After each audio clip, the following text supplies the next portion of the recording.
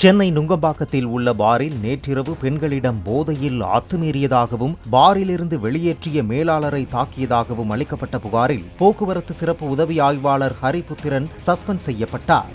மேலும் ஹரிபுத்திரனின் நண்பர்கள் 2 பேரை போலீசார் கைது செய்து புழல் சிறையில் அடைத்தனர்.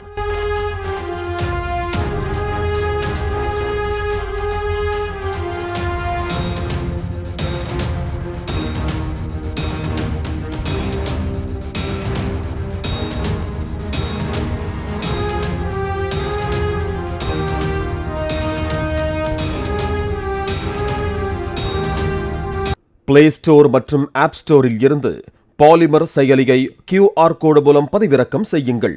செய்திகளை உடனுக்குடன் பெறுங்கள்.